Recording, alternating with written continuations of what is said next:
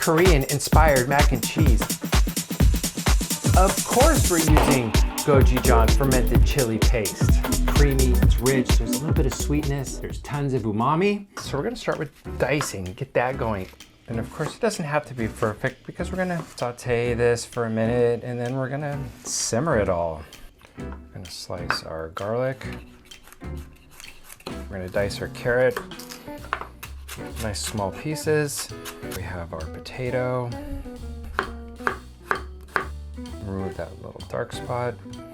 We have all of our aromatics ready to cook. We're gonna lightly saute our vegetables, our miso, and gochujang together. We're gonna add our oil. We're gonna start with our onion. We're gonna add our salt at the beginning to help the onions release liquid. We're not gonna over season at the beginning because we do have some pretty big seasoned flavors going in with our miso, our gochujang. So it's easier for me to add a little bit at the end than manage having it being salty. We're gonna add our garlic. So we're gonna add our carrots and of course our potatoes. Now we're gonna add our miso paste, adding 2 big tablespoons of gochujang. 1 if you don't want it too spicy, but I really like the balance of a little bit of sweetness, a little bit of spice, and of course all of that creaminess. Rice wine vinegar, water, the plant milk.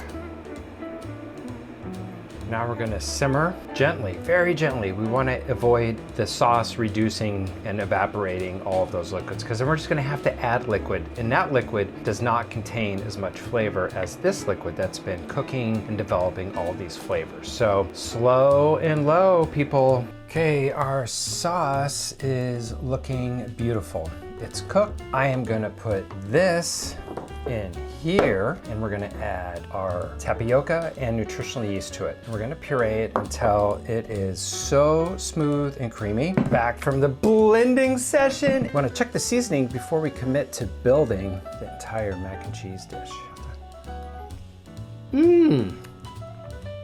Yes, a little spicy, of course. Ooh, there's umami. It's creamy, it's rich, it's delicious. I love this crispy panko topping. We're gonna add scallions to it. It's gonna bring a bit of freshness. We're gonna slice the scallions really nice and thin.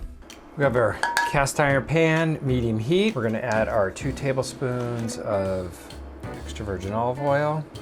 We're gonna saute the scallions first. We're gonna add salt. We're just looking to just lightly saute. We're gonna add our half a cup of panko. We're gonna add our tablespoon of some mixed sesame seeds, half a teaspoon granulated garlic, and we have about a tablespoon of nutritional yeast. We're looking to evenly coat the panko with the olive oil and just lightly toast. I'm gonna add just a dash. It's better to do it now. Pan is hot. We're gonna lightly toast our topping so that when it's in the oven, we will finish with this beautiful, perfect golden brown crust without overcooking. As soon as it starts turning light brown, we're gonna turn the heat off and just let it cool in the pan. Let's cook the pasta so we can eat this thing.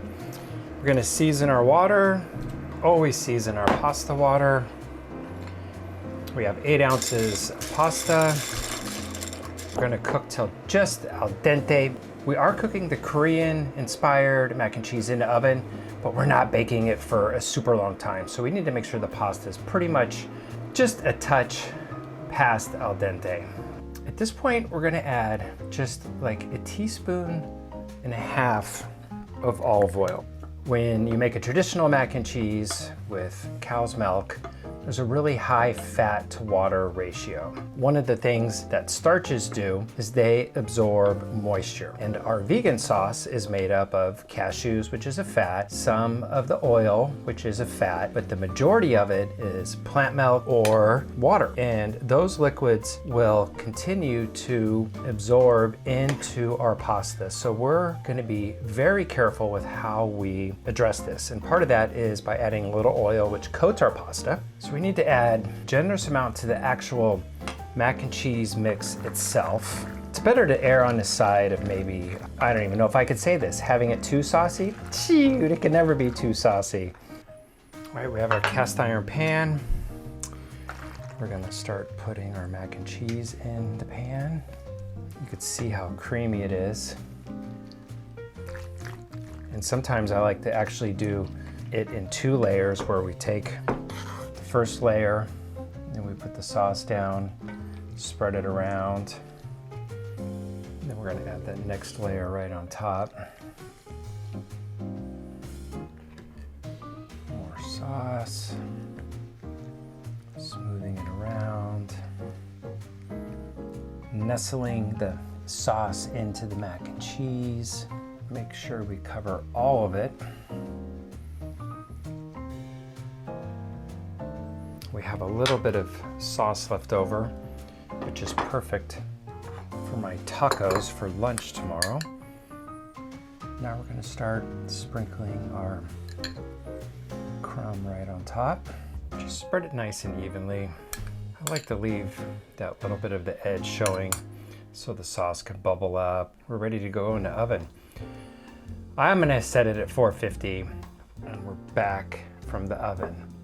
7.5 minutes. So when you're doing it, make sure you check your oven frequently because my 450 and your 450 might be very different. All I need to do is take a bite. Ooh, that is so creamy. Oh, sheesh. Absolutely delicious. A little bit of spice, but I think it's really described nicely as a note running through the dish.